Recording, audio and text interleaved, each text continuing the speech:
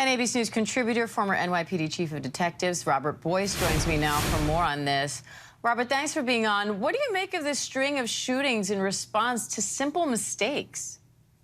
Diane, we see this each time this year. It's when the social calendars increase from spring into summer, proms, graduation parties, things of that nature.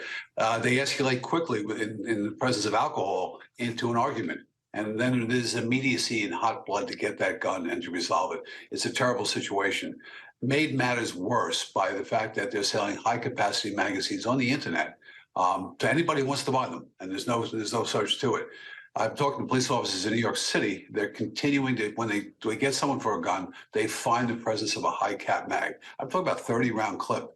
A singular individual can do a lot of damage with that in a high-tension situation like we see with these things. Alcohol, teenage anger, all these things equate to an immediate response, usually in violence, and that's a big problem for us. But what about these other incidents? You know, someone rings the wrong doorbell, accidentally gets into the wrong car, goes over to a yard to retrieve a ball that their kid was playing with. You know, these are things that happen to people every day. Each one of those situations has happened to me. So how do you combat that from a law enforcement perspective when those events are now ending and someone being shot? So, Diane, it's going to get even worse, actually, because more and more people with the Supreme Court ruling are going to have guns. And so that's an issue there. And they don't know how to use them. They don't understand you can't put that bullet back in the gun once you pull that trigger. So there's a real concern here. When you see these ridiculous incidents when someone shoots at a child, I saw that little girl with a scar on her face before. It just doesn't make any sense at all. Those persons shouldn't have guns. Someone pulls into your driveway and you're immediately threatened. And I understand the world is changing. Crime is up in many, many cities across the country, especially homicide rates. But there has to be some kind of common sense answers to these things. And right now, we don't see them. We see the ghost guns going up, the recoveries going through the roof across the country. And this, as earlier stated, 400 million guns out there.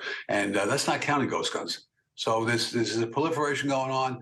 And if there's no responsibility, it seems, once you have a gun. In New York State, you have to be trained, quite frankly, quite a bit for you to get a license to carry a firearm, to have a firearm. And that's the way it should be, understanding what you have in your hands when you use it.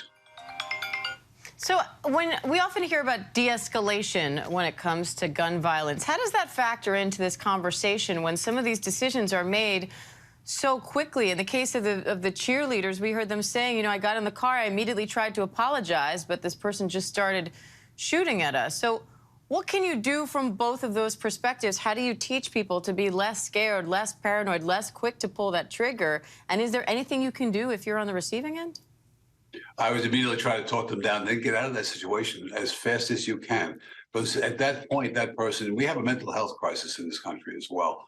We see this with planned shootings, as we've seen, you know, in Memphis, Tennessee, but also in hot blood.